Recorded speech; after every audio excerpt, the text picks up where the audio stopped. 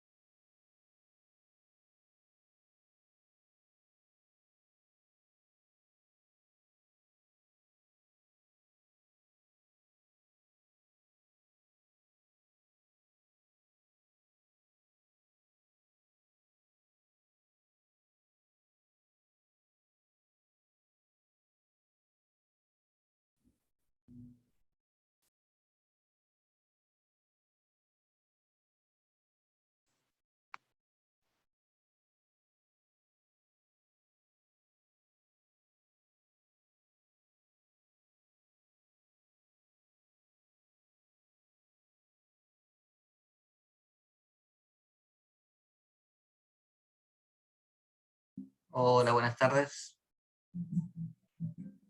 ¿Cómo están? Hola, buenas tardes. ¿Cómo Hola. va? Hola, hola.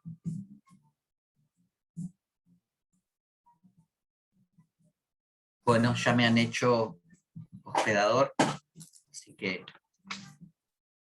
tengo el poder del Zoom por ahora, por este ratito. Bueno, eh, antes que nada me presento. Yo soy Leonardo Palacios, soy eh, profe de la materia hace ya unos cuantos años, junto al doctor Jiménez, que lo conocieron ayer, ¿no? Lo conocieron, ¿no? Porque ya lo deben haber cursado teoría constitucional con el doctor Jiménez, muchos de ustedes seguramente. Bien, Sofía me dice que sí, así que estoy en lo cierto. Les decía, eh, hace ya unos cuantos años que colaboro en la comisión del doctor Jiménez, junto con el doctor Cerillo y la doctora Soraya Char, que también la conocen seguramente de teoría constitucional, ¿no? No sé si alguno ha cursado en su comisión, pero seguramente ya han tenido la referencia. Todos todos no, o la mayoría cursaron teoría constitucional el cuatrimestre pasado, o alguno había dejado pasar la oportunidad y retoma el bloque constitucional humanos a partir de ahora. Cuéntenme. Yo rendí el cuatrimestre pasado. En mi Bien. caso la rendí sí, el año pasado. No,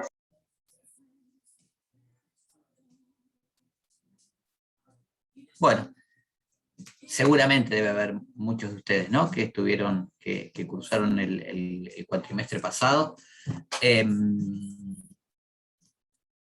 Así que más o menos ya deben conocer la dinámica de la cursada. Nosotros, los que no nos van a conocer precisamente, es a mí y al doctor Cerillo, que no estamos en las comisiones de Derecho Constitucional de la Cátedra de Jiménez.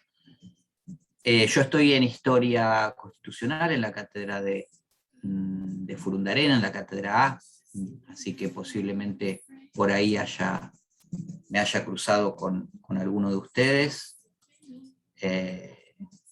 o no, por ahí ya me tuvieron que aguantar en algún otro momento, y si no, bueno, será la primera vez. Bueno, cuéntenme, el que pueda abrir el micrófono. Acá vamos a trabajar bastante con micrófonos abiertos, así que no tengan problema. Y si en algún momento se cuelan ruidos o lo que fuera, no, tampoco se preocupen. Todo puede ser solucionado. De hecho, yo ahora no sé si escuchan ustedes, estoy con un poquitito de música de fondo. No sé si molesta. ¿Se molesta? ¿Seguro? No interrumpe nada. Si no, bajo un cachito, la saco. Lo hacemos tipo bárbaro. podcast, con música de fondo. Bueno, me alegro. No, les decía, nada, hay que abrir micrófono y hay que hablar, porque eso es lo que va a estar bueno en las clases. Sí, aparte ya todos tenemos cierta gimnasia en esto de las clases por Zoom, así que no hay problema. Ayer estaba tomando una clase de un posgrado donde la profesora directamente levantó el tubo, atendió una llamada al teléfono fijo, porque estaba en el estudio, de 1 o 2 minutos, todos participamos de su llamada. Genial. Lo cual fue muy cómico, ¿sí? Pero bueno, por eso les digo, ya estamos acostumbrados. Bueno, ¿qué vieron? Cuéntenme qué empezaron a ver ayer con el doctor Jiménez. Y si les contó algo de más o menos cómo solemos encarar la cursada. Nos explicó que íbamos a tener algunos trabajos prácticos, Muy bien. iban a ser de lo relatado en la clase. y que bueno, el Bien. material de estudio se manejaba mucho con el tomo 2 puede ser de lo que vimos en Constitucional, y que va a estar abordado a completar la clase de Constitucional que estaba, digamos, que era como incompleta o parcial. ¿Cómo esa última parte no la entendí bien, Bárbaro? Nos explicó que para poder tener un conocimiento apto, digamos, de lo que es la materia constitucional, a diferencia de cómo era en la UBA, íbamos a tener, digamos, le íbamos a completar con esta parte que era derechos humanos y garantías constitucionales. Exacto, tal cual, tal cual. Porque antes era una misma materia, ¿no? Ya hace, en nuestra facultad, por suerte, hace ya mucho tiempo que se convirtieron en dos materias, porque realmente, si bien para abordar el conocimiento de los derechos humanos es necesario una base constitucional muy importante, se han convertido cada vez digamos, en materias más abarcativas, sobre todo derechos humanos, ha ido creciendo, digamos, ha ido creciendo en los aspectos de la teoría general del derecho que aborda, y bueno, ya no se puede trabajar en forma conjunta.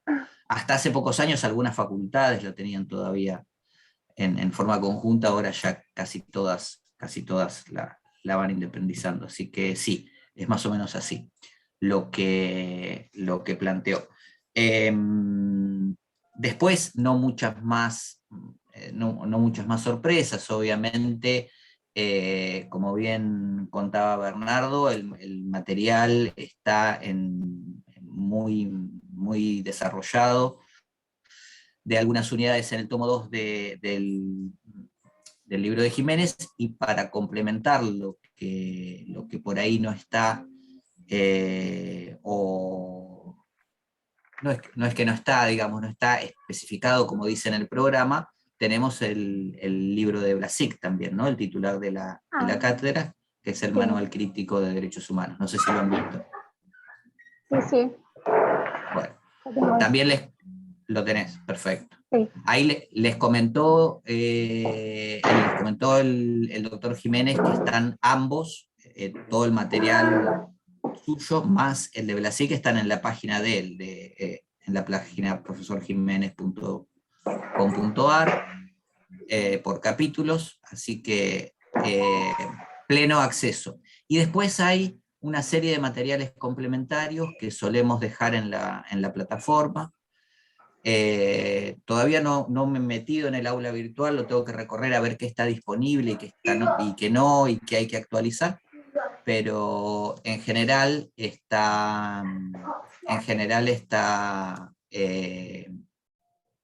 hay material, sobre todo audiovisual, muy interesante que nos gusta compartirlo con ustedes, sobre todo no para abrumarlos con el material de estudio, porque el material de estudio básico es el que mencionamos, sino sobre todo por si alguien está interesado en alguna cuestión particular de la materia, ¿sí? Nosotros vamos a ver una serie de contenidos que a mí me gusta mencionarlo de esta manera, son transversales a todas las ramas del derecho. Hoy, digamos, el derecho, los derechos humanos, no puede ser de ninguna manera un compartimento estanco, sino que atraviesa en alguno de sus aspectos cada rama del derecho. Entonces, por ahí, obviamente, el que tenga más inclinación por el derecho público les puede interesar más algunos aspectos. El que tenga más inclinación por los derechos privados, o por el derecho privado, va también a encontrar fuertes contenidos de la teoría general de los derechos humanos en determinadas materias, no sé, derecho de la propiedad, derechos de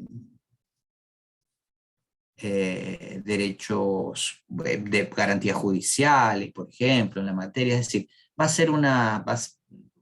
a ver que van a encontrar algún tema de su interés a lo largo de toda la materia, van a encontrar seguro, ¿no? Entonces, para ese caso, nosotros solemos también dejarles bastante material complementario para que lo puedan investigar. No quiere decir que todo se tenga que leer, salvo obviamente lo que indique cada uno de nosotros que dé la clase, ¿no? Si hoy el profesor Jiménez les deja un artículo particular sobre un tema y les propone su lectura, obviamente está de más. Ustedes saben cómo son las reglas ya en la facultad, digamos, las reglas de la relación entre estudiantes y profesor, obviamente que si les sugiere leerlo por algún motivo particular, siempre es conveniente tenerlo en cuenta. Así que bueno, nosotros, no sé, otra cosa que todavía no me pude fijar fueron las fechas de los parciales, no sé si ustedes ya las tienen, bueno, las van a publicar seguramente la semana que viene o la otra, por eso tampoco nosotros las tenemos, pero generalmente no hay mucho problema en nuestra materia con eso. Vamos a ver qué modalidad se aborda también, ¿no? Y la otra, sí, Perdón que interrumpa. dale, Quería no hay consultar problema. si estudiar directamente del manual de Blasi estaría correcto en vez de complementar con el Jiménez, o si sí o sí son los dos, eso quería saber. Mira, no, está correcto. Cualquiera de los dos materiales de estudio les van a servir. Yo siempre sugiero complementarlos. ¿Por qué?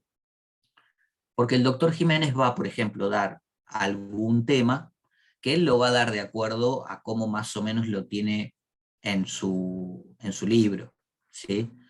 ¿Qué quiere decir? Que si estudiamos ese tema de Blasick no vamos a llegar a las mismas conclusiones o respuestas correctas. Claramente no va a pasar eso. Pero por una cuestión de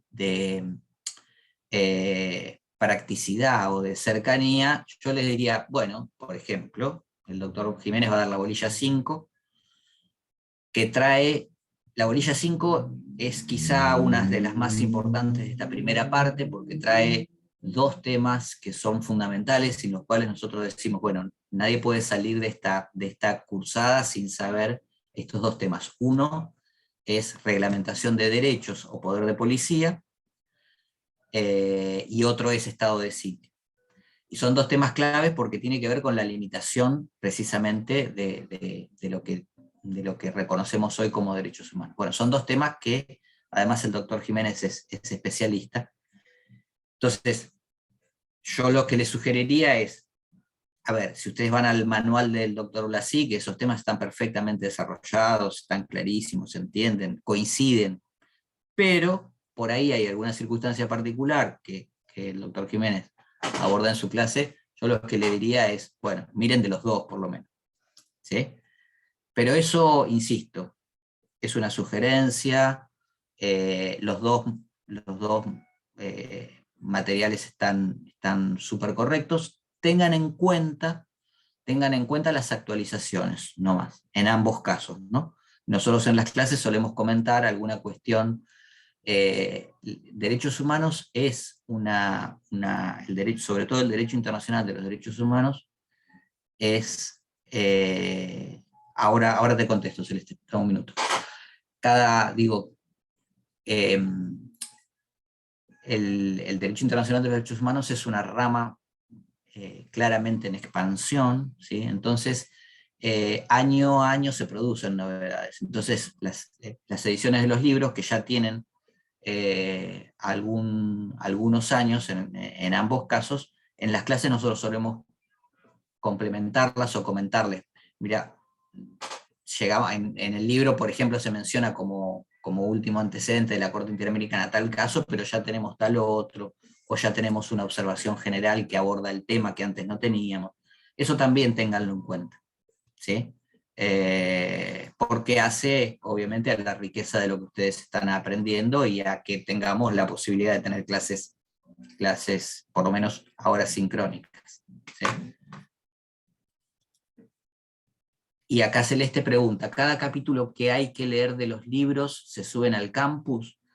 En general sí, pero ustedes tengan en cuenta que por ahí a mí me toca dar X tema, por ejemplo, y como yo sé que él está en el capítulo, no sé, 25 del libro de Jiménez, por ahí lo menciono nada más y no lo subo al campus, y en el campus le subo otra bibliografía complementaria. Ustedes tienen que saber que está en el libro. Y de última nos lo tienen que pedir. No tengan ningún problema y lo subimos. ¿Sí? Belén pregunta las bolillas que vamos a ver conmigo. Vamos a ver la bolilla 1 y la bolilla 6.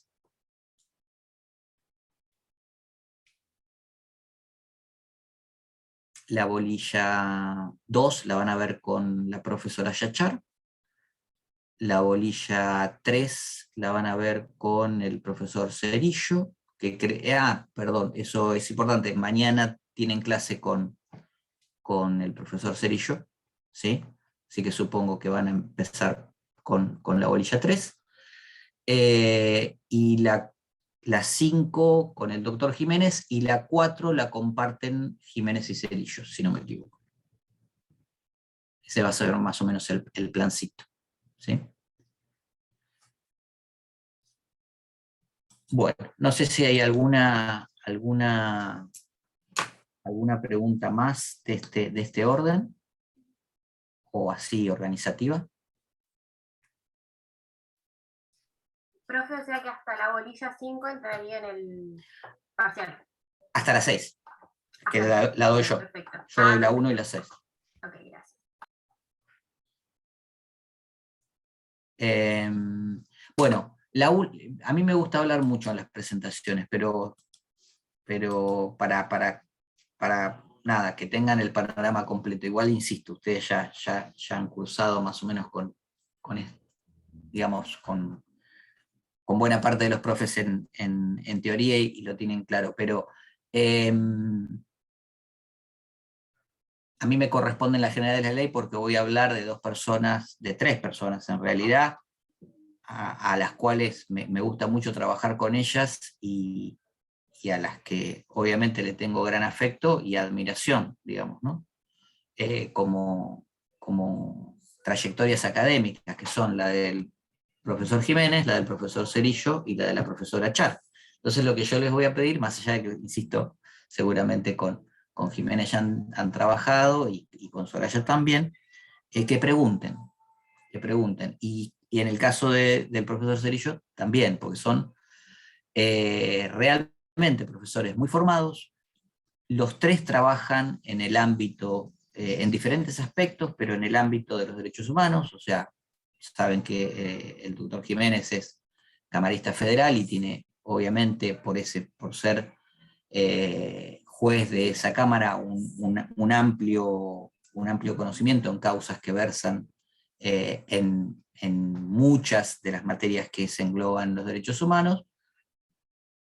La profesora Char también, y José Luis Cerillo ha sido secretario, aparte de estar formado, digamos, en derechos humanos, en una de las mejores maestrías del país, que es la maestría de la Universidad de La Plata, ha sido secretario de Derechos Humanos en el municipio de General Porredón, y actualmente trabaja en la órbita del Ministerio de Acción Social en la provincia de Buenos Aires, también en relación a cuestiones que tienen que ver con los derechos humanos. Entonces, lo que les quiero decir es que son personas formadas, que pueden, obviamente que tienen un amplio conocimiento, que además son buenos docentes, pero que trabajan habitualmente con cuestiones que tienen que ver con los derechos humanos. Así que pregunten, aprovéchenlos, porque esa es la clave para que ustedes les sirvan las cursadas. Nosotros podemos venir y hablar 1 hora y media acá. A ver, somos abogados, nos gusta dar clases, así que estamos entrenados, abogados y abogadas, digo, estamos recontra entrenados en hablar. Podemos hablar 1 hora y media casi sin parar, pero bueno, a veces eso no genera en ustedes la posibilidad realmente de aprender los temas, no aprender para aprobar. Obviamente que ustedes tienen que aprobar, eso está clarísimo. Son las reglas, ustedes van a estudiar para aprobar y está muy bien porque hay que recibirse. Pero más allá de eso, lo importante también es que se lleven algo de cada cursada.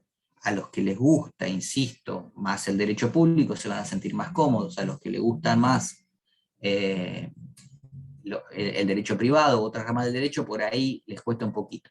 Pero en ambos casos llévense algo más que el estudiar para aprobar, y lo que se pueden llevar es eso, es intervenir en este proceso que es en el que nosotros tratamos de enseñar algo y ver si ustedes, si podemos generar en ustedes ese aprendizaje, y eso lo van a hacer ustedes preguntando, parándole al profe que viene como una trompa hablando de su tema. Bueno, no, si hay algo que no se entiende, párenlo, pregunten. Si hay dudas después de que lean un tema de la clase anterior, pregunten antes de empezar la clase, usen el chat como hicieron recién en el Zoom, usen la comunicación en la plataforma. A veces los profes somos medio colgados, tardamos un poquito en ver los mensajes en la plataforma, pero no importa, en la próxima clase entran y nos lo recuerdan. Digamos, tenemos canales de comunicación, así que nada, usémoslos para, más allá de lo formal, nosotros tenemos que dar la clase y tenemos que tratar de enseñar algo, y ustedes tienen que aprender los contenidos mínimos para probar. Más allá de eso, esta es una materia hermosa, es una materia que en este contexto casi no se ve en el resto de la carrera, ¿sí? Tan específico, y aparte, insisto, que es transversal a muchísimas ramas del derecho, y hoy es, junto con alguna otra, digamos, la rama sin duda más novedosa del derecho, digamos, que nos podemos remontar, ¿no?, a 2500 años de antigüedad, digamos, desde el derecho romano en adelante, digamos, una disciplina tan tradicional y tan estudiada, digamos. Bueno, hoy el derecho de los derechos humanos quizá es una de las ramas más novedosas. Entonces, bueno, nada, aprovechen. Digo. Y si no, aprobemos la materia. Obviamente estudiando los contenidos mínimos, ¿no? Nosotros eso, tampoco en la cátedra renunciamos a que ustedes sepan lo mínimo que nosotros consideramos necesario para aprobar, ¿sí? ¿Se escucha muy fuerte la música o vamos bien? ¿No? Bueno, ¿quieren que arranquemos? Bueno, nosotros tenemos que ver fundamentos filosóficos de los derechos humanos. Miren. Fundamentos filosóficos de los derechos humanos. Si mi perro quiere. Si mi perro no quiere, cambiamos de tema. Ah, sí. Mientras voy a compartir la pantalla. Sí, sí. Lo que diga el perro. Me parece que él no está de acuerdo con el tema. Acá tenemos el... Voy a estar peleándome con los canas. ¿Con quién? ¿Te estás peleando con quién? Dale, sí, obvio. Dale. Bueno. ¿Qué pareció? Bueno, lo del perro era más... Era más normal. No. ¿Se ve ahí el programa? Háblenme porque Sí, se ve. veo poquito Sí, de ustedes. Bueno, perfecto. Estos son los contenidos que vamos a ver. A ver. Profe, se mutió. Perdón. Ustedes ya son estudiantes, no voy a decir veteranos, pero son estudiantes ya de segundo o tercer año, así que ya conocen. Pero, a ver, aún así, a veces que me sorprendo. Entonces, el programa úsenlo como precisamente una guía de estudio, ¿sí? El programa es su cuaderno de bitácora, ¿sí? Es su mapa. Por eso a mí me gusta cuando empezamos un tema ver los contenidos que están en el programa. Después vamos a tocar unos más que otros, digamos, y vamos a hacer hincapié obviamente en la selección, ¿sí? Pero claramente esta es la idea de esta primera unidad, ustedes la tienen que tener clara en el programa, y cuando lo estudien tienen que ir de alguna manera siguiendo estos pasos. Por más que en la clase nosotros hayamos dejado algún punto por fuera, esto los debe haber dicho el doctor Jiménez ayer seguramente también, ¿sí? Todo el contenido del programa es lo que se puede llegar a evaluar, ¿sí? Así que nada los tiene que sorprender. Esto es como cuando nosotros preparamos un caso, los abogados, digo, ¿no? Cuando preparamos un caso, bueno, no podemos dejar alguna cuestión posible o alternativa o alguna prueba que consideramos que no es muy relevante de lado. Tenemos que tener todo el panorama. Y el panorama de ustedes, en este caso, va a ser el programa. Entonces nosotros vamos a empezar por estos temas. Pero como de estos temas hay mucho escrito, ¿sí? Ustedes alguna idea tienen también, porque de alguna manera son cuestiones que se discuten en constitucional, son cuestiones que se discuten en teoría general del derecho, ¿sí? Yo no les voy a contar, digamos, qué es el iuspositivismo y qué es el iusnaturalismo, ustedes ya claramente lo conocen. Es más, me podrían, yo calculo que con la cercanía que tienen con esa materia me podrían dar clase a mí más que yo a ustedes sobre esos temas, pero sí lo que vamos a ver ahora son algunas cuestiones aplicadas a los derechos humanos. Pero yo les voy a cambiar la tónica y les voy a proponer hacer un ejercicio que no está pensado para una clase virtual, les voy a ser sincero. Nosotros lo hacíamos en la clase presencial, ¿sí? Para que ustedes mismos vayan guiándose en esos contenidos del programa, les voy a compartir un muy breve texto. Quiero que lo lean. Si alguno está en el celular, ustedes díganme si el tamaño de la pantalla está bien o si quieren que lo reduzca. Si alguno está en el celular y no lo puede leer, yo lo voy leyendo, ¿sí? A la par de Yo ustedes. estoy en el celu, pero sí lo leo. Sí lo puedo leer. ¿Se leen? Bueno, si alguien quiere... Bueno, ¿lo leen solos o quieren que los acompañe en la lectura o alguien quiere Dale. leerlo? No, vos. ¿Yo? Sí. ¿Seguro? Bueno. Yo A leo. ver, Sofía. dale, Ivana, bárbaro. Lo que les planteo acá, les digo, fíjense lo cortito que es el texto, ahora lo vuelvo a ampliar, pero es un texto cortito, son esos parrafitos. Es un diálogo, algunos van a descubrir un diálogo de qué es, pero básicamente lo que estamos planteando acá, ¿saben qué es? Un problema. ¿Sí? No les quiero adelantar más que eso, es un problema y yo quiero, después que ustedes lo lean, que me cuenten alguna de las ideas que se le despiertan a ustedes a partir de la lectura de este problema, y las vamos a ir anotando, ¿sí? Para comenzar a sistematizar algunos de esos contenidos de la orilla. Entonces, Ivana, les digo, en el problema en general no hay nada de más, no hay ninguna palabra de más, ni siquiera el título. El título también es importante para poder despejar, digamos, la materia a estudiar que dispara o que pretende disparar este problema. Vamos a ver si lo logramos. ¿Te animás a leerlo, Ivana, ya? Sí, si se me llega a tildar o algo, aviso. Dice, Dale. Antígona del siglo XX. Estimados, dijo Frank, el régimen se derrumba. Fueron años de increíbles crueldades al amparo de leyes injustas. ¿Qué vamos a hacer con sus líderes? ¿Dejaremos que, como en otras épocas, retornen a sus casas a vivir un digno retiro? Claro que no, dijo Joseph. Los atrapamos a todos, desde el más poderoso hasta el último secretario, y los fusilamos en el lugar donde los encontremos, sin más trámite. Algo limpio, rápido y ejemplificador. De ninguna manera, eso es asesinato.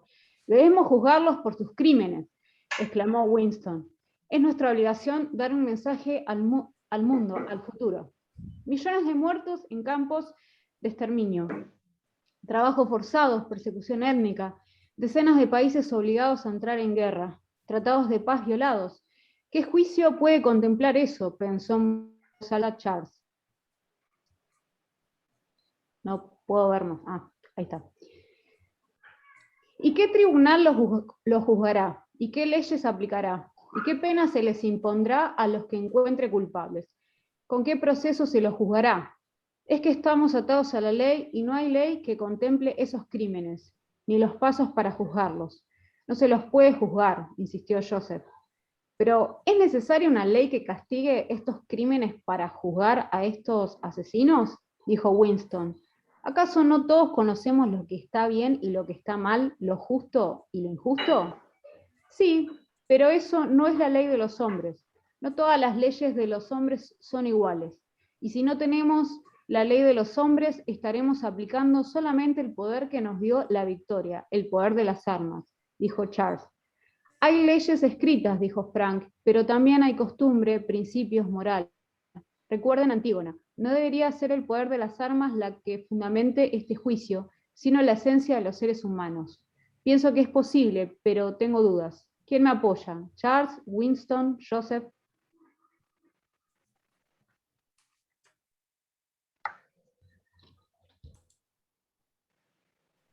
Lo dejo ahí. ¿Se entendió? ¿Se entendió lo que...? No digo se entendió el problema, digo, ¿se entendió bien lo que leyó Ivana? Sí, sí. Sí, ¿Ustedes lo leyeron? Sí, sí. ¿Quieren hacer un repasito? Lo dejo unos minutos ahí, un poquito más grande. ¿Alguna cosa que les haya quedado en el tintero o que les haya quedado en duda? Si quieren releerlo, lo dejo ahí. Un minutito más. ¿Sí? Vayan pensando, igual, qué ideas les dispara esta cuestión. Alguno por ahí ya sabe a qué se refiere, ¿sí? Alguna por ahí ya descubrió la ficción de qué podría ser este problema, o alguno no. Vamos a ver. Pero en principio, les pido que reparen en el problema central que están planteando estos 4 personas, Joseph Winton, Charles y Frank, que están hablando, ¿no? Es Una más, pregunta. perdón, sí, ya te dejo, ya te contesto. Si tomen nota, anoten. Esto, si estuviéramos en el aula, yo les pediría que tengan, obviamente, el cuaderno, un papel aparte, y vayan tomando nota, y les daría a cada uno una copia para que la puedan leer y releer con más tranquilidad. Pero no importa, vamos a adaptarnos, ¿sí? Dale con la pregunta. No, bueno, está planteando un escenario que es Joseph Stalin, calculo, Winston Churchill. ¿Es cierto o pensé cualquier cosa? No sé, vamos a ver. Charles de Gaulle. Y me falta Frank. Franklin Delano Roosevelt. Roosevelt, pero decía Frank, creo. En el Claro, texto. Frank como si fuera Franklin. Sí, Franklin ok. era no. Roosevelt, sí, el presidente de Estados Unidos en ese momento. Exacto. Muy bien. ¿Alguien más había reparado en eso? ¿Puedo cambiar de pantalla? ¿Sí? ¿Qué problema están planteando? Están planteando el tema de lo que son el nazismo. Muy bien, muy bien. Denme un minuto. Acá vamos a anotar una primera idea, ¿sí? La de Ivana plantea, ¿cómo le diríamos a estos 4 personas, Ivana o cualquiera? ¿Quiénes Y son? son los aliados, o sea, son los vencedores en la Segunda Guerra Mundial. Bien, muy bien. Los líderes, entonces, aliados. Bueno, Que tienen aliados. diferentes puntos de vista, en verdad, a qué hacer con, como dijo el compañero, con los criminales nazis, digamos. Bien. Profe, Sí, no, lo que yo entiendo es que hay varias posturas. Una es la de matarlos por todos los crímenes que cometieron, y otra es no ser iguales a ellos en cuanto a todos los crímenes que cometieron y una distinción moral. Que también lo moral viene de las dos partes, saber quién podría, en un hecho de ser mejor también éticamente, lo entiendo yo, en un contexto de lo que fue después de la Segunda Guerra Mundial y el Holocausto. Pero lo bien. veo más como un lado ético de ser mejores que ellos, o de que no se merecen un juicio y que merecen ir al infierno, por decírtelo de alguna manera, con el hecho de matarlos. Bien.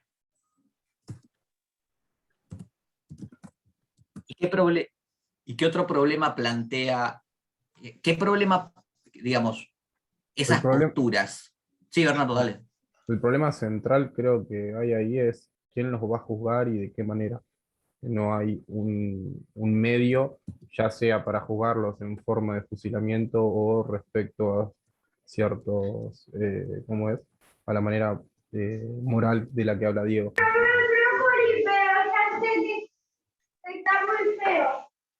Bien. Bien. Porque técnicamente... Hola, ¿se Sí, me Martín. escucha? Sí, perfecto. Técnicamente, según las leyes de la Alemania nazi, no se los podía juzgar, porque según sus leyes no era un crimen lo que hacían. Bien.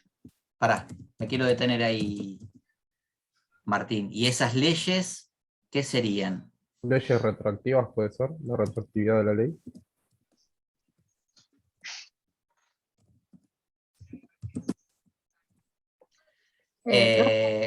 Sí. Yo creo que menciona la palabra Antígona, Sí. porque ella, al desobedecer las leyes de los hombres, digamos, la condenan a enterrarla viva, como era la mitología griega, que se ve mucho eso, y ella se suicida, digamos, y después, bueno, se desata una serie de muertes entre toda la familia. Creo ella era la hija de Edipo. Exacto. Entonces es acusada de ser leal a las leyes divinas, digamos, por sobre los hombres, ¿no? Hay un hecho puntual que desata, después si quieren lo vemos, sí, no sé si vamos a tener tiempo, veo que la discusión o la charla va a estar muy buena. Sí, pero vas bien por ahí. Hay algunos detalles que por ahí hay que ajustar, pero sí, básicamente tiene que ver con el cumplimiento de las leyes de los hombres y de las leyes divinas. Claro. Sí, pero está aparte muy bien. en algún punto también plantea esto de que en realidad no habían sido pensadas leyes, o sea, no habían sido pensados tamaños crímenes, no había previsión de una ley que los pudiera juzgar, a partir de la cual se los pudiera juzgar. Exacto, exacto. Fíjense que dice, ¿no? Pero también hay costumbres, principios moral, recuerden Antígona, dice Frank, ¿no? Sí. Sí, esperen que vuelva a la pantalla de la pizarra. Espero que no se me haya borrado. Ah, no se borró, muy bien.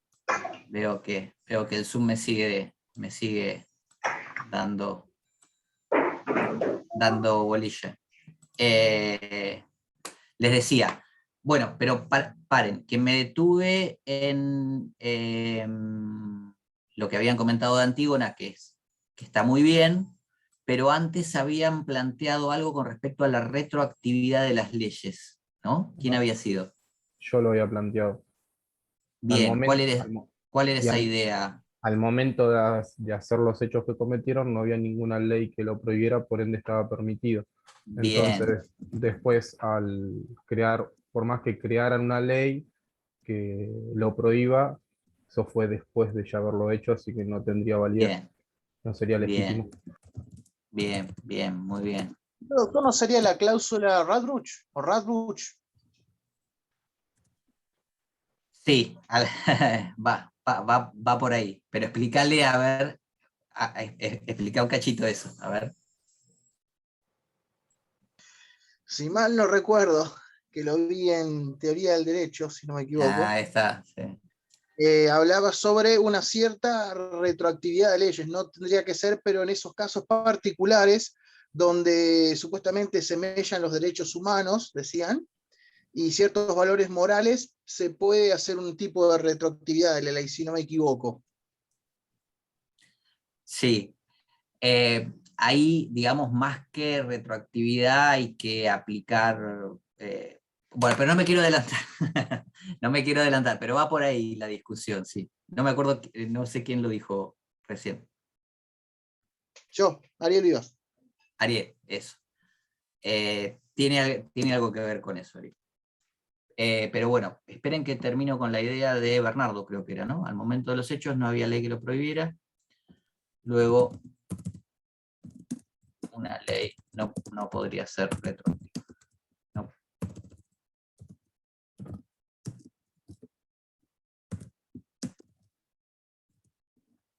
Bien.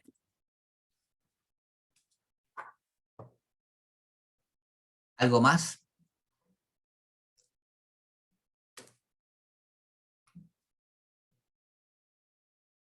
Vamos. Hay varias cosas más. Algunos deben saber lo que sucedió. Después lo podemos contar. No recuerdo, pero puede ser que no haya órgano en ese momento que los pudiese juzgar. Bien, Más allá de leyes. ¿Cómo se llama eso?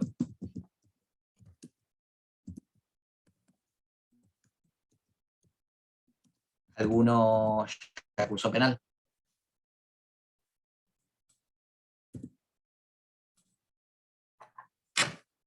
La solución específica la van a ver después, digamos, en la bolilla respectiva. Acá tratamos mucho el tema en la bolilla 4, en la bolilla 3 histórica también, sí, pero lo que quiero es que piensen ahora la dinámica en base a cómo estructuramos lo que nosotros vamos a ver, que es la teoría de los derechos humanos. Es difícil hablar de esto sin antes definir lo que son los derechos humanos, pero como la definición de derechos humanos también es bastante compleja, me parece que no está mal empezar de o bastante compleja, o puede abarcar muchas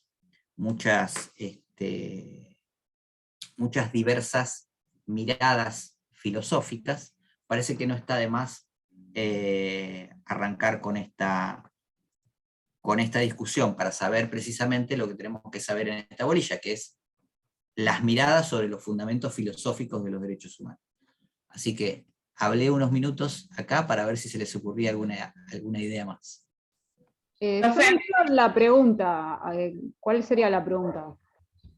La pregunta es, ¿qué idea o qué les genera este problema que estos 4 líderes se encuentran al final de la guerra?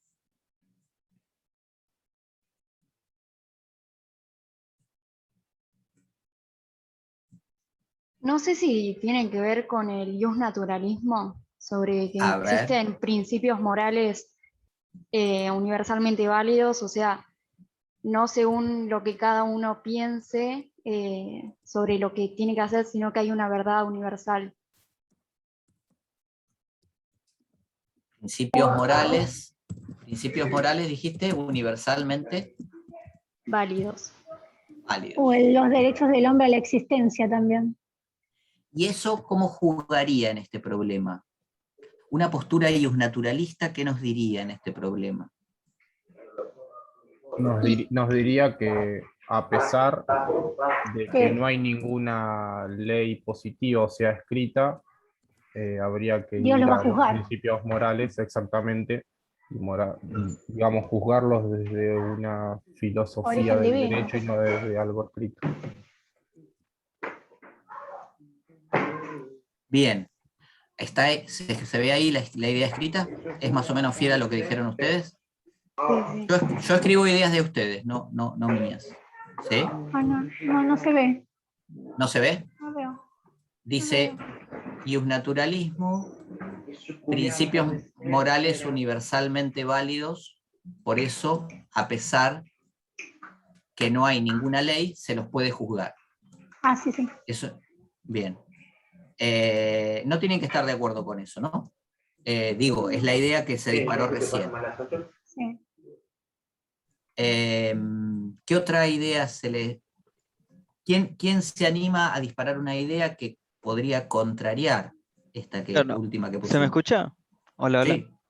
Claro, la idea iuspositivista sería contraria a eso, ¿no?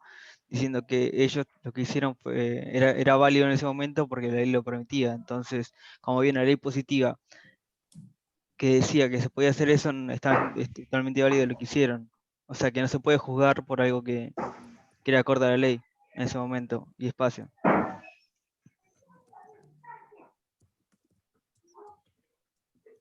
Bien. Profe, Sí. yo también pondría como idea el conflicto, la dicotomía entre la moralidad y la divinidad, ¿no? Entre el orden cívico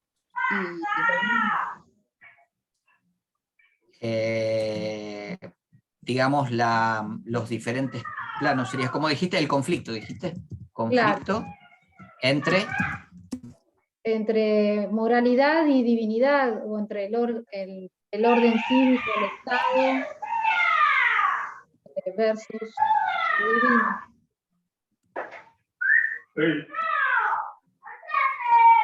Ay, están gritando. entre el orden cívico y... La moralidad y la divinidad, o el orden cívico y las leyes superiores, por así decirlo. Bien, bien. Bien. Perfecto. Profe. Sí. Un poco también siguiendo con la idea iuspositivista, diciendo que como no había leyes no se podía jugar, también entendiendo luego que un poco más allá de la ley también no hay una moral que sea totalmente universal y que todos estemos de acuerdo, porque también internamente cada uno tiene sus pensamientos y su modo de actuar. Obviamente con esto no estamos justificando ninguna de las acciones, pero también entendiéndolo en un contexto donde las Naciones Unidas todavía no estaban creadas y la expansión de los derechos humanos no estaban tan, se podría decir, tan asentadas como ahora, va un poco por ahí, era un poquito más a agregar a eso nada más. Muy bien, es bien interesante eso que postulás, sin duda. Es una de las grandes cuestiones. Y hay algo más. ¿Alguno cursó penal? Perdonen, ya lo pregunté, pero... No, lo estamos cursando, en mi caso lo estoy cursando ahora. La están cursando ahora. Bueno, Sí, digo, también. A mí penal... se me ocurre algo más, pero no sé si Sí, está bien. dale, Un poco dale. lo dijeron igual. Todo está bien. Digo que igual como que lo dijeron también. Bien. Como que también en el texto, o sea, ese diálogo, está hablando de crímenes como de lesa humanidad, que, o sea, de qué forma, hay que castigarlos, teniendo en cuenta el grado, digamos, de, ¿cómo puedo decirlo?, de extrema violencia que, digamos, los nazis en este caso, ocasionaron. O sea, un grado, digamos, de crímenes que son, no sé, monstruosos, no sé cómo decirlo. O sea, como Aberrantes. que también aberrantes, claro, como que también Bien. sobrevuela eso, me parece. Exacto. ¿Y cuál sería, entiendo a dónde vas, pero cómo podríamos concretarlo? Crímenes aberrantes, para darle forma a una idea, digamos. Crímenes ¿Qué de más lesa podemos...? humanidad, o sea, que atentaban contra, pero ahí no sé si estoy agregando cosas que No, pero no sé. vos qué planteás, ¿que pueden ser juzgados o que no pueden ser juzgados? No, que pueden ser juzgados, el tema es de qué forma, digamos. Bien. Como que todavía no está regulado la forma, por así decirlo, Bien. está debatiendo de encarar, digamos, el juzgamiento de tales crímenes aberrantes. Muy bien. Muy bien, entiendo. No sé si Claro, se ve ahí. Profe, profe, que no hay una ley positiva, digamos, todavía al momento. No hay una ley positiva al momento. Bien, a ver si tengo un espacio para ponerlo. Porque está quedando buenísima la pizarra, pero a ver, vamos a ver si entra acá. No hay una ley positiva para juzgarlos. ¿Sí? profe, ¿puedo agregar Bien. una idea más? Así tampoco tanto, porque creo que no te entra. No, voy borrando las que son ya obvias. Esto, por ejemplo, ya lo descubrimos, no hay problema, dale. Bien. No, también pensarlo desde un punto de cómo surge todo el proceso, de quién tiene la verdadera culpa. A ver, no sé si es tan posible o tan veraz juzgar a un soldado que por ahí en Alemania se encontraba en una situación de hambre y tal vez se enlistó en el ejército para salir de una situación de penuria, que al mismo Hitler, que fue el ideólogo desde el principio de todo y fue quien por ahí, de una manera psicópata, si se lo pudiera decir, movilizó todo un país entero. Es Bien. como hacer la valoración de quién de verdad tiene la responsabilidad y no echarle la culpa por ahí a un soldado que tal vez no tuvo otra solución que hacer eso para no morir de hambre y de frío en la calle. Bueno, lo que ustedes están buenísimas las ideas que están planteando, porque esto va a ser la pregunta central cuando vean en la bolilla 4 el proceso de lo que se conoce como justicia retroactiva en la Argentina. Esta es una pregunta central, ¿no? Que dio lugar, bueno, a un proceso que seguramente el doctor Jiménez les va a explicar en detalle y que es muy importante conocerlo. Pero esa pregunta también es central, ¿sí? Fíjate que no sé si se acuerdan, pero en el problema Joseph plantea fusilar a todos, hasta el último burócrata del Estado que pudo haber participado de estos hechos, ¿no? Está muy bueno. ¿Algo más que le surja?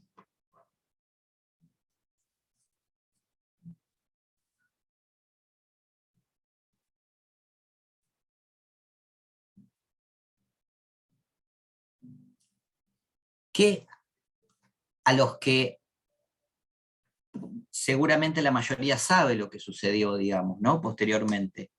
Insisto, no me quiero meter puntualmente en ese tema porque lo van a ver más adelante, pero... Se creó el Tribunal Militar Internacional. Exactamente. ¿Y por quién estaba compuesto ese tribunal militar? ¿Se acuerdan? ¿Se acuerdan o lo tienen por ahí? A ver, acá se puede usar Google tranquilamente también, ¿eh? Todo aporta, así que vamos. Habría que buscarlo, yo no lo sé. Bueno, pero en principio estuvo compuesto, era un tribunal militar compuesto por jueces de cada uno de los países vencedores. ¿Sí? Tenías juez ruso, un juez francés, un juez británico y un juez inglés. Y en la fiscalía también tenías equipo de cada uno de los países, ¿sí? Pablo pone, podría ser, perdón, voy al chat. Pablo, perdón, había unos comentarios en el chat que me los pasé. Belén pone, no está tipificado, exacto, es una de las cuestiones, por eso yo les preguntaba lo de quién había cursado penal, ¿sí? En esta cuestión que después surgió, que no había una ley, digamos, que contemplara estos hechos. Lautaro, claro, aporta el principio nullum crimen, nulla pena sine previa ley, tal cual, es ese principio, ¿no? Y después Pablo dice, podría ser que no quisieron asesinarlo, ya que si lo hacían, no habría a quien culpar de los daños y los dejaron vivos con la condición de que reparen los daños ocasionados. hay algo que sí, algo que no hay, digamos, ¿no? Pero había una idea de que, de hecho hubo condenados a muerte, ¿sí? Pero había una idea de que el juicio era necesario a los fines de, sobre todo el juicio y el juicio público, era necesario a los fines de demostrar al mundo lo que se había hecho y que lo que se había hecho iba a tener consecuencias. Pero bueno, ¿cómo fundamentamos? Porque el problema, recuerden, estamos hablando de los fundamentos filosóficos de los derechos humanos. ¿Cómo fundamentamos ese juicio?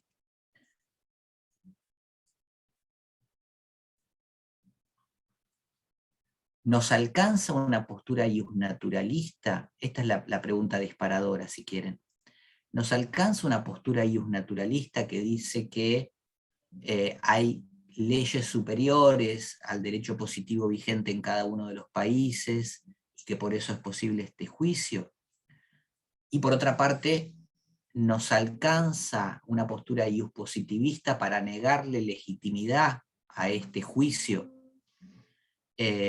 Hubo dos tribunales internacionales, el de Nuremberg, que juzgó los crímenes fundamentalmente de los jerarcas nazis que pudieron encontrar vivos, ¿sí? Y hubo otro tribunal para el Lejano Oriente, ¿sí? Que juzgó los crímenes básicamente de la conducción japonesa de la guerra, tanto política como militar. Ese tribunal estuvo integrado por juristas de los países de la región, desde India hasta, obviamente pasando por China, Corea, varias de las regiones que fueron invadidas por los japoneses y donde los japoneses también cometieron crímenes de guerra fundamentalmente y de lesa humanidad. Si bien no tuvieron, digamos, la repercusión del holocausto planeado por los jerarcas nazis, ¿no? Pero los crímenes también fueron, en algunos casos, aberrantes, por llamarlo de alguna manera, ¿no? Entonces, ahora te contesto, Celeste, el chat, la pregunta es, ¿qué postura tendríamos que tomar si queremos juzgar estos crímenes, o qué postura tendríamos que tomar si no lo queremos juzgar? Parece que la segunda pregunta es más fácil, pero la primera me parece que es más complicada. ¿Alguno se anima a Yo creo que a los clarificar? Sí, habría que juzgarlos, habría que juzgar a todos, pero creo que mientras más descendía el rango y mientras menos importancia tienen dentro de lo que son las jerarquías, con menos dureza, entendiendo el nivel y el estatus, y hacia arriba con más dureza hasta la pena de muerte, diría yo. La verdad que no lo vería algo malo después de tanto. Te muteaste justo a lo último, Diego. No, nada, eso, que después de tanto daño causado, creo que la pena de muerte no estaría mal. Yo no la veo mal, por ahí sí hay gente que no coincide conmigo, pero bueno. Bien, igualmente entiendo lo que vos decís, Diego. ¿Y en qué lo fundamentarías ese juicio? ¿De dónde podrías traer, por ejemplo, determinar que tal hecho va a ser castigado con la pena de muerte? Bueno, en el caso de Hitler no se podría porque se suicidó él mismo antes de ser atrapado, así que, pero los demás, los que estaban debajo de él, sus oficiales, habría que ver cuánta incidencia tuvieron en decidir si matar o si atacar, también en los países que para combatir el holocausto trajeron más soldados que también perdieron la vida, que al fin y al cabo terminaron siendo inocentes, y también había inocentes tanto también del lado del ejército alemán, como lo dije antes, gente que no tuvo otra posibilidad que sea esa, habría que juzgarlos porque, con ese tipo de pena, porque es como son muchos más conscientes del tipo de daño, también pensándolo desde en ese momento que era 1940 más o menos, que bueno, habría que ver qué planteado estaba en el contexto internacional los derechos humanos. Pero Bueno, de ahí está, nada, como dije antes. de ahí está la gracia del problema de plantearlo en este momento, en esta época. Después vamos a ver por qué. Claro, porque sería como juzgar a Roca por la campaña del desierto que sucedió de 1820 a 1885, que no tendría ningún criterio porque obviamente en materia de derechos humanos era nula, y la concepción de ese momento hacia lo que eran los indígenas era cero a los pueblos originarios, entonces no tendría mucho criterio decir que Roca fue un genocida, por ejemplo, que mucha gente dice que Roca fue un genocida. Sí, si lo traes a 2021 y lo comparás con las normas que tenemos ahora, sí, podés decir que Roca fue un genocida, pero en ese momento no podías pretender que Roca pensase que eso estaba mal. Bueno, es muy interesante lo que vos planteás, porque en este momento el vocablo genocidio nace en este momento, nace en esta época.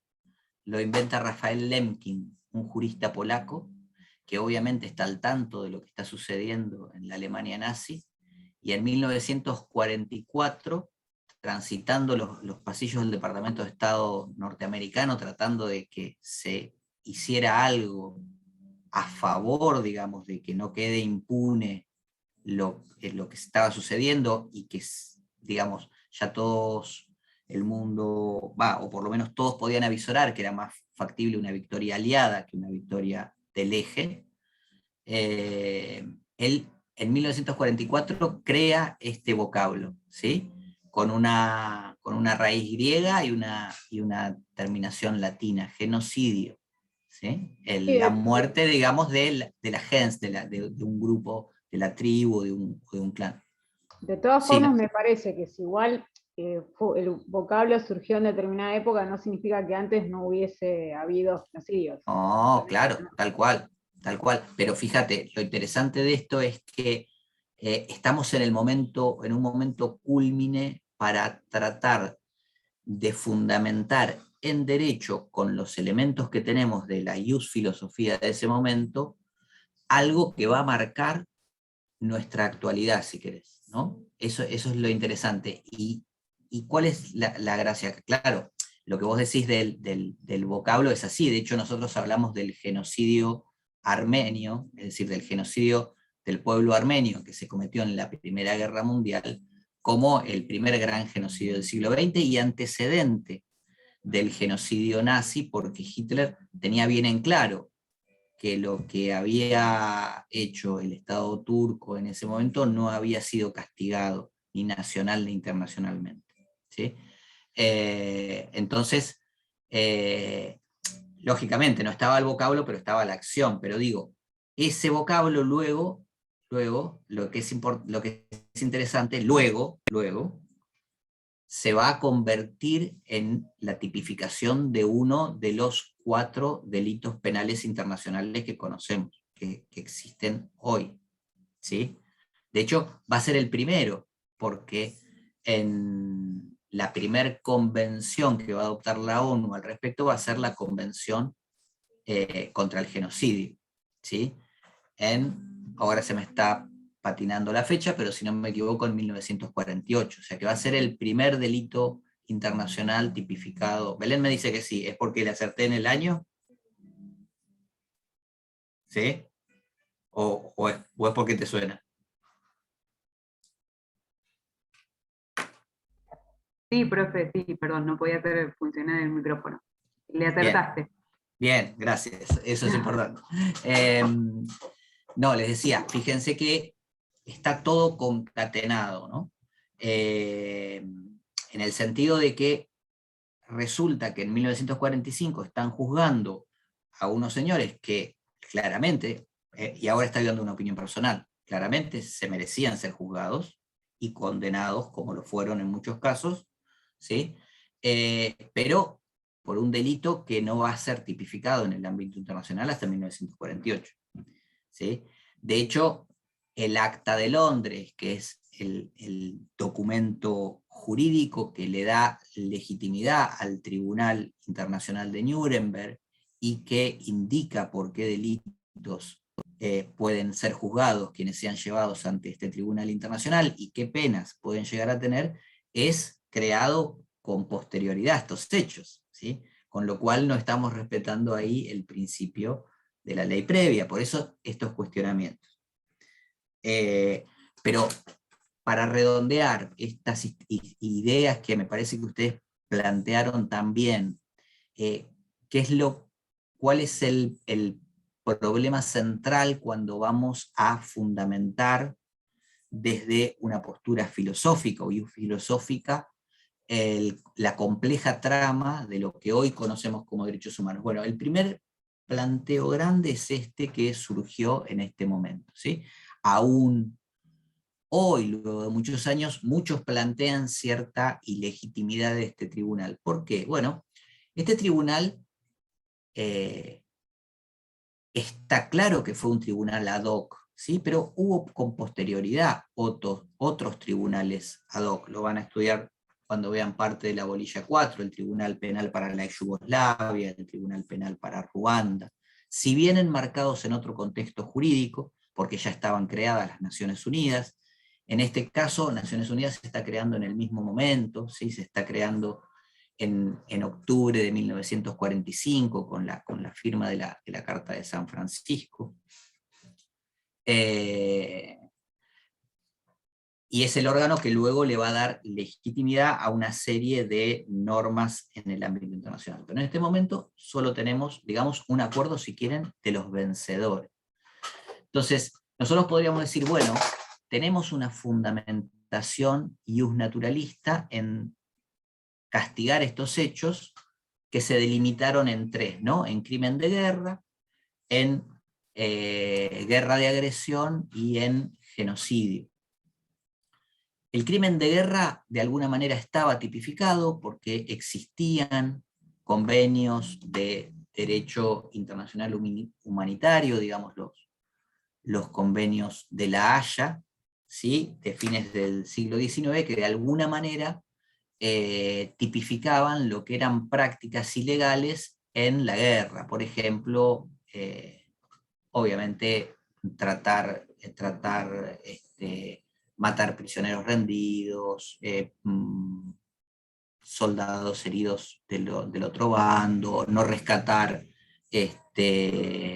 víctimas del conflicto bélico una vez que ya se hubieran desarmado, prácticas de salvamento en la guerra marítima, etcétera, etcétera. Había una serie de normativas al respecto. Pero lo que es cierto que la guerra de agresión, si bien había un antecedente en la Sociedad de las Naciones, que fue, digamos, que fue la organización internacional que surgió luego de la Primera Guerra Mundial y que tuvo corta vida, aunque es un antecedente de las Naciones Unidas, ustedes esto lo van a estudiar después en Derecho Internacional Público, planteaba de alguna manera que los países no podrían iniciar sin una previa agresión una guerra. Lo cierto es que no estaba tipificado como lo está actualmente, después también van a ver dónde ese delito. Entonces era muy difícil llevar adelante este proceso. Ahora, esa es una respuesta, ¿sí? Desde una postura iuspositivista, ¿no? Pura.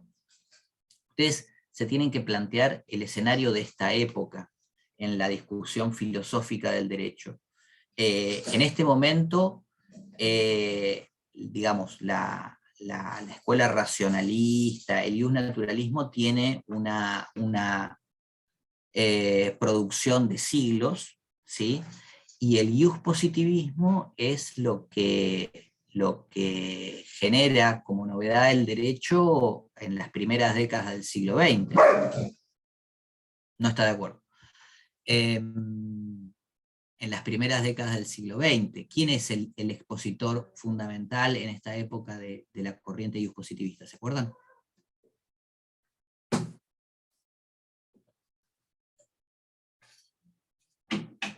Me muero si no se acuerdan. Kelsen. Ah, bueno, menos mal. Menos mal.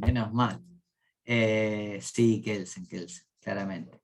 Y Kelsen, fíjense que escribe en el medio del proceso de hace su producción en el medio de las dos guerras, ¿no? Entre la Primera y la Segunda Guerra Mundial. De hecho, él se termina exiliando, digamos, de la Alemania nazi, y él, enmarcado en su teoría, reconoce, ¿sí?, que las normas dictadas, las normas que eran aberrantes de alguna manera, ¿no?, dictadas por la Alemania nazi, dentro de su lógica de la teoría pura del derecho, eran válidas, ¿sí? Y él obviamente no coincidía con esas normas, pero no las invalidaba porque fueran en contra de principios morales, ni de supuestas leyes,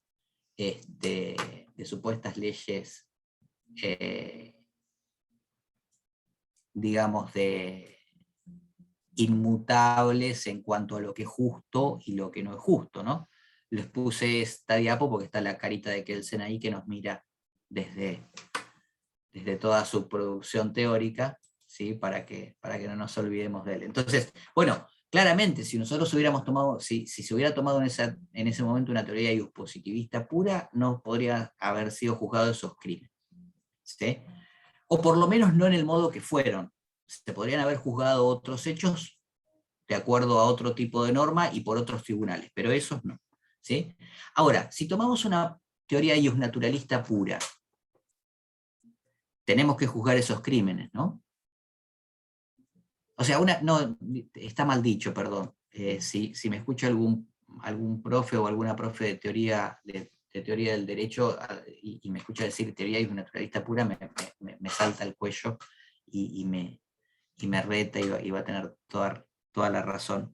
Digo, porque las posturas ius naturalistas son varias, ustedes han recorrido algunas de ellas en teoría del derecho, entonces digo, si tomáramos alguna de las teorías ius naturalistas, quizás la más relacionada con el pensamiento racionalista, que desprende ciertas normas que son generales y que más allá de lo que indica el derecho positivo, deben seguirse porque hacen a, digamos, la naturaleza humana, que es un ser racional y que posee, obviamente, en esa racionalidad una dignidad y una igualdad que debe ser respetada.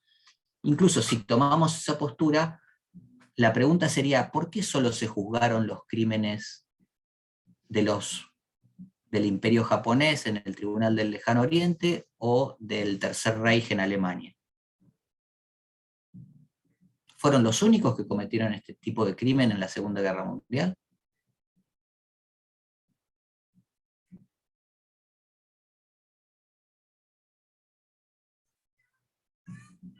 Puede ser porque hayan sido los más conocidos.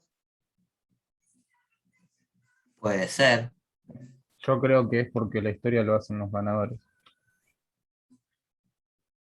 Porque si hablamos de genocidios, el ejército ruso tuvo un montón de fusilamientos que tacharon por cobardes y sin embargo, o sea, no eran juzgados porque fueron justamente los que ganaron. O mismo los Gulag. O mismo Estados Unidos por tirar una bomba atómica en una población civil, ¿no? 2 bombas atómicas.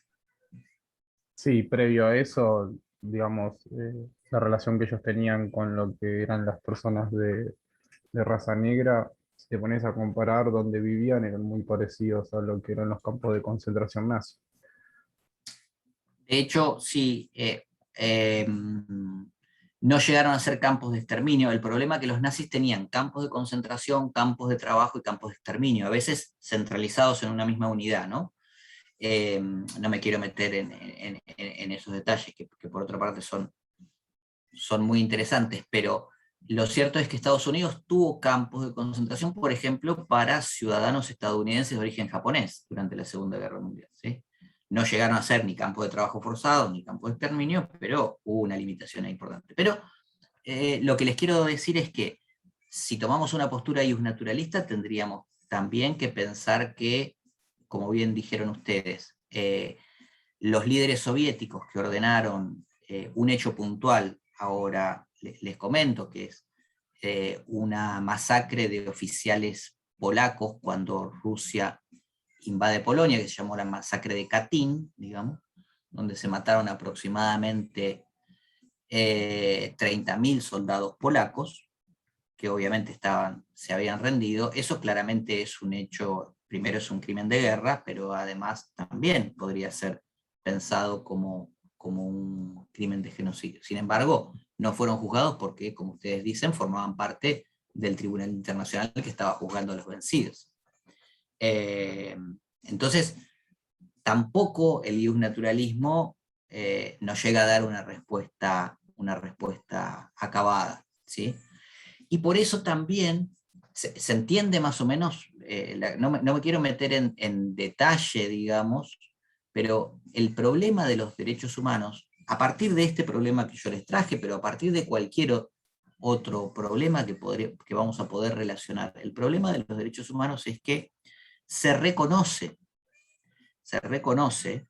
esto lo van a ver más en detalle con Soraya en la unidad 2, se reconoce un mínimo de, todos le llaman derechos, a mí me gusta llamarle un mínimo para no ser, digamos, para no ser redundante en la definición. Cuando hablamos de derechos, lo que estamos hablando acá es de derecho subjetivo. Recuerdan, ¿no?, la diferencia entre derecho objetivo y derecho subjetivo. Acá estamos hablando de prerrogativas. Todos los seres humanos tenemos un mínimo de prerrogativas, es decir, un mínimo de facultades que tienen que ser reconocidas por los estados, que incluyen básicamente, si estamos hablando de estos crímenes aberrantes, primero el derecho a la vida, ¿sí?, pero luego también el derecho a la integridad física, el derecho a la libertad, el derecho a la libertad de expresión, el derecho de reunión, un catálogo de derechos que ustedes van a ir conociendo, o sea, muchos ya los conocen obviamente, pero los vamos a ir sistematizando y conociendo a lo largo de la cursada, ¿sí? Ahora, está bien, pero ¿alcanza con que todos estemos de acuerdo en que más o menos un Estado no puede matar arbitrariamente a nadie? Bueno, parece que no alcanza desde una postura puramente iusnaturalista, porque necesitamos además que tener algún tipo de norma, ¿sí?, donde se nos pueda reconocer esos derechos para poder finalmente reclamarlos y efectivizarlos, o desde el lado de los estados que los deban respetar, proteger y efectivizar. Entonces, cuando se puso en consideración estos hechos aberrantes que habían sucedido en el marco de la Segunda Guerra Mundial, que en realidad muchos historiadores dicen que entre la Primera y la Segunda Guerra Mundial fue un solo evento que tuvo una pausa nada más, ¿no?, porque fueron desde 1914 hasta 1945 años en los que el mundo realmente, por la confrontación bélica de sus grandes potencias, estuvo en vilo, ¿no? Por eso hablamos de Primera y Segunda Guerra Mundial.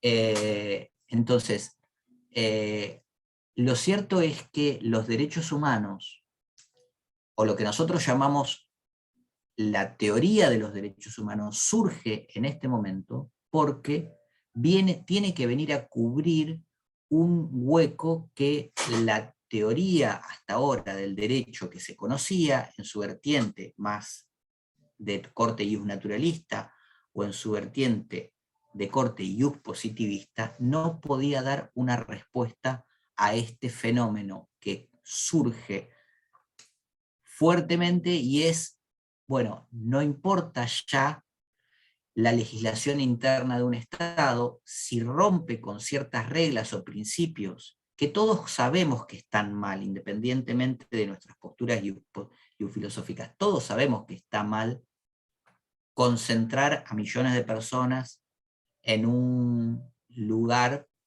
para hacerlas trabajar hasta la muerte o para luego directamente exterminarlas, ¿sí?, en un sistema de producción fabril de cadáveres, básicamente, ¿no? Exterminarlas como si fuera una línea de montaje, donde planificamos paso por paso cómo esas muertes masivas van a tener lugar, porque en definitiva esos fueron los campos de concentración, ¿sí? Y esa es la diferencia notable con también cualquier otro genocidio previo en la historia, ¿sí? Acá se puso la posibilidad de lo que se conocía como la línea de montaje, que se había iniciado años antes, a disposición de la matanza masiva, específicamente de algunos colectivos, fundamentalmente de el pueblo judío, ¿sí?, pero también de gitanos y también de otras minorías perseguidas como homosexuales, discapacitados, etc.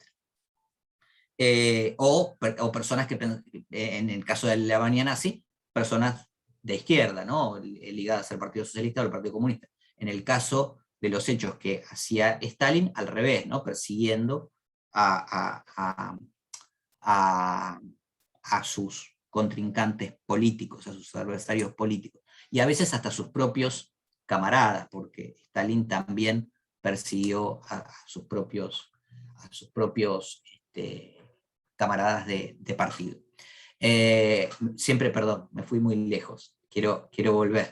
Me fui muy lejos con el fundamento histórico para que se entienda, pero lo cierto es que no había una respuesta posible desde las teorías del derecho de ese momento para enfrentar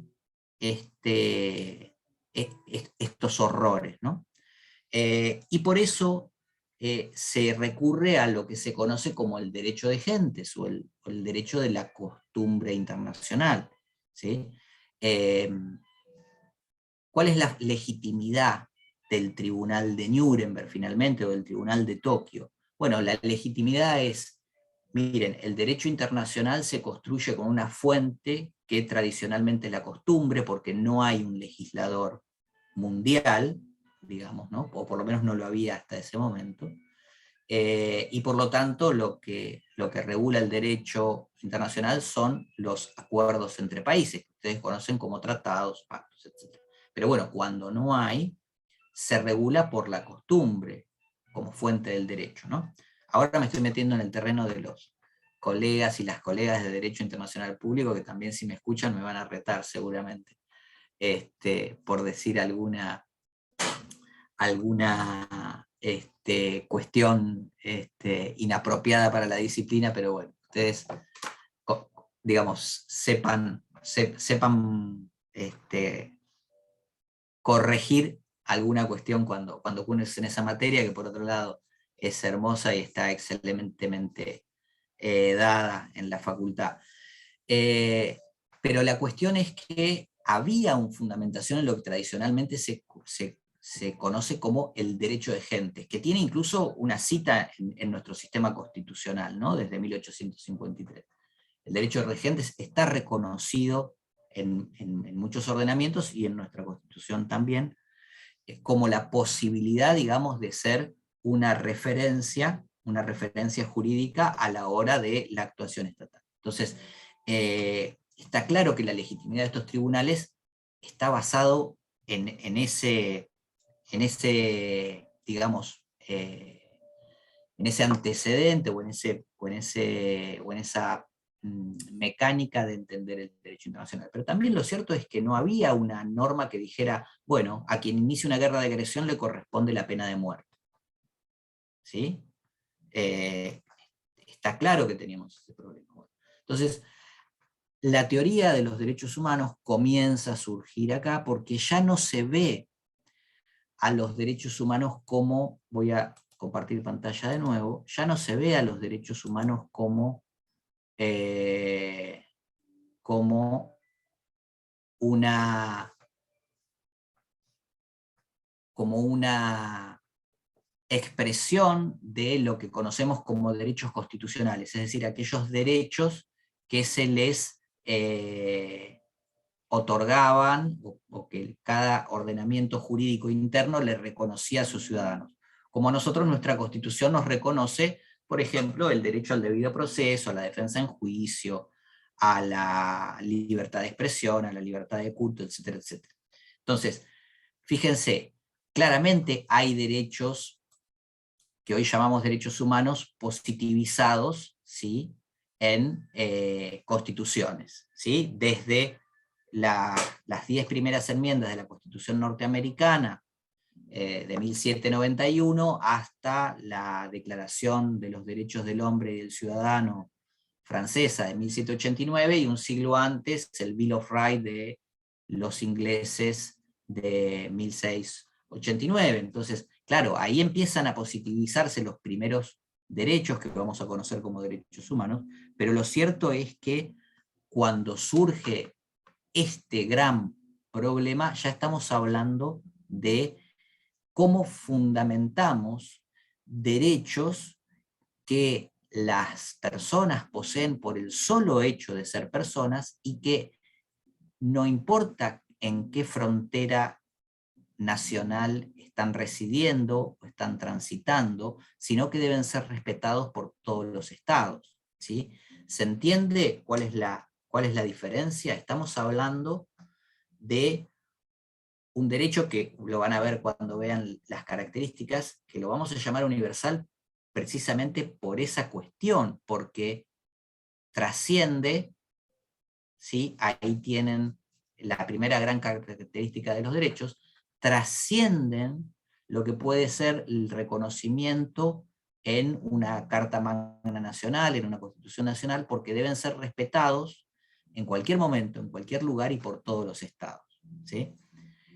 Bueno, en este momento no había ese catálogo de derechos. Por eso la Declaración Universal de los Derechos Humanos, que recién la ONU adopta en 1948, va a ser tan importante.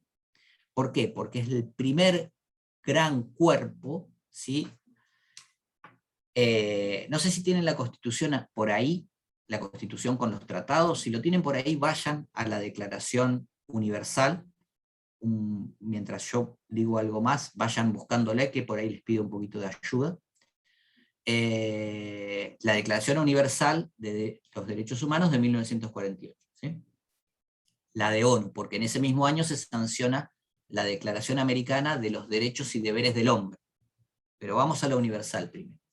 Bueno, les decía, esa característica de universalidad es lo que hasta ese momento no se conocía en el mundo del derecho, y por eso es tan fundamental lo que sucede con posterioridad a la Segunda Guerra Mundial. Los eventos horrorosos de esos años, sumado al genocidio provocado por los nazis en Europa y por los japoneses en el Lejano Oriente, lo que hace además es motorizar una organización que va a ser la ONU, que va a adoptar, entre muchos otros tratados que van a venir con posterioridad, como primer gran avance, la Declaración Universal, de la que les estoy hablando, y además la Convención contra el Genocidio. Fíjense que están en el centro de esta nueva fundamentación de una rama del derecho que ya no alcanza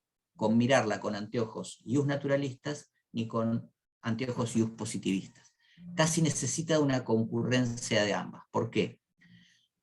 Porque la remisión a una racionalidad, digamos, superior a las leyes de cada estado, que nos podrían indicar lo que está bien o lo que está mal, en lo que tiene que ver con respetar, proteger y efectivizar los derechos de las personas por el solo hecho de ser personas, independientemente de su nacionalidad, de su etnia, de su religión, de su sexo, de su orientación sexual, de su condición económica o de cualquier otro tipo de característica que pudiera limitar esos derechos. Es decir, no hay ninguna característica personal que pueda limitar ese catálogo de derechos que los estados deben reconocer. Digo, eso que se reconoce no alcanza todavía porque además necesita ser positivizado en el ámbito internacional, como sucede a partir de 1948,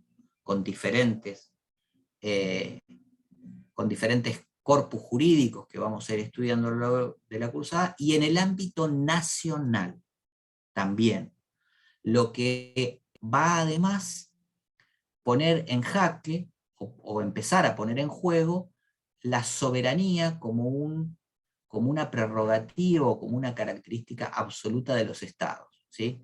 Lo que va a suceder a partir de la adopción, digamos, de diferentes cartas de derechos humanos en el ámbito internacional va a ser que los estados ya no pueden limitarse a sostener que no hay ninguna esfera internacional por encima de ellos y no reconocer este catálogo de derechos, inclusive aquellos países que no los adopten o que no estén en el sistema ONU. Esto es más complicado, pero después lo vamos a ver. Vuelvo. Vamos bien hasta ahora, ya me puse a hablar demasiado yo, ya los estoy aburriendo, veo que no.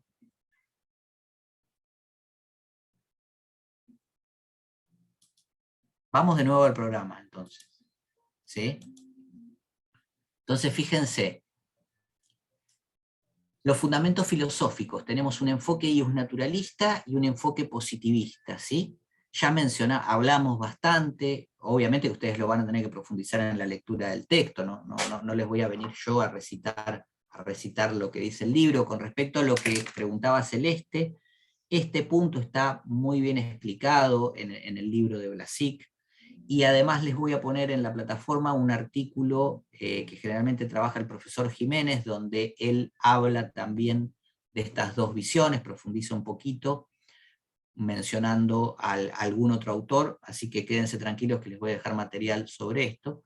Y después tenemos el enfoque marxista, básicamente, que es aquel enfoque que se posiciona digamos, como en un diferente plano, ¿sí? Y lo que hace este enfoque es básicamente reconocer que el derecho no responde solo a teorías jurídicas más o menos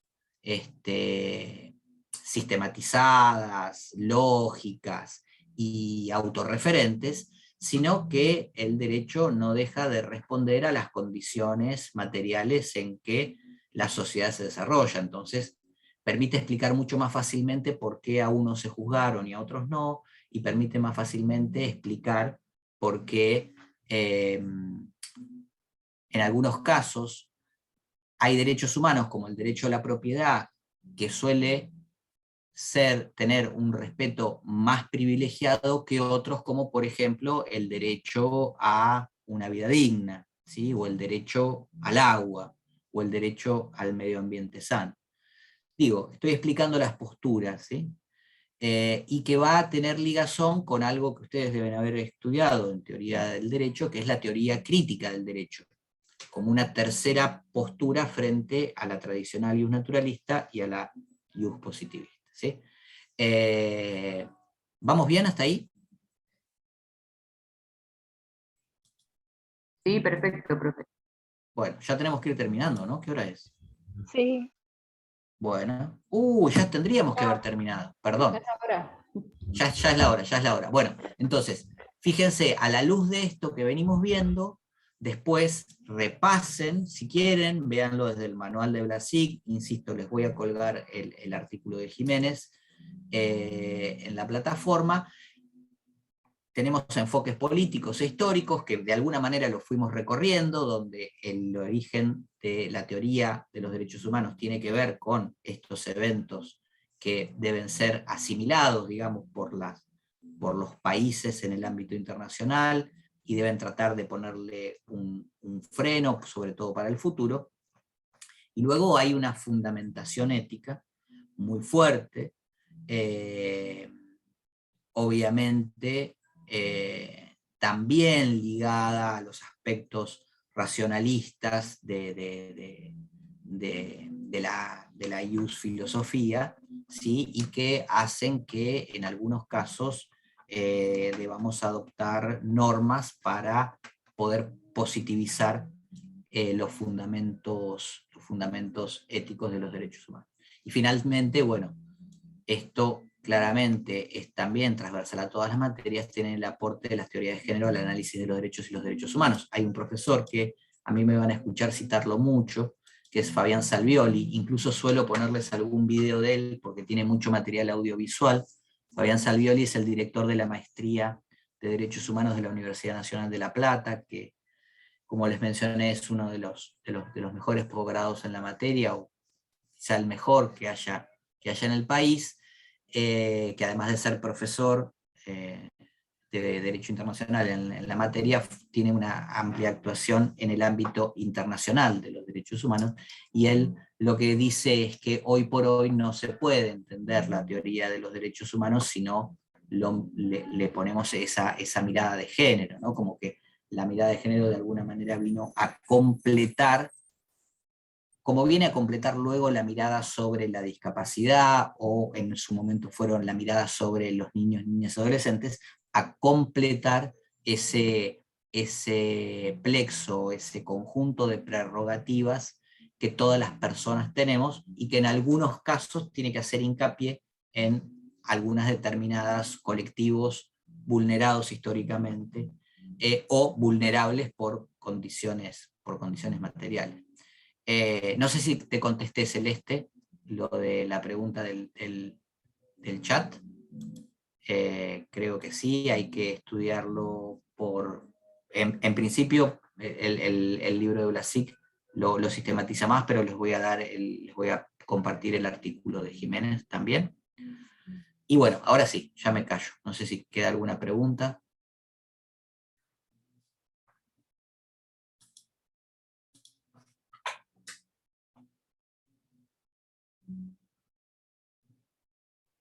Diego dice que no tiene más preguntas, que no me quiere escuchar más. Muy buena la clase, Don, muy buena. Muchas gracias por toda la información que nos ha dado. Gracias, profe. Bueno, vamos a seguir charlando de alguna de estas cositas. Gracias a ustedes por el aguante. Buenas noches. Y bueno, Gracias. estamos comunicados. Nos Sí, vemos. Profe. Chao. dale. Hasta luego. Chao, chao.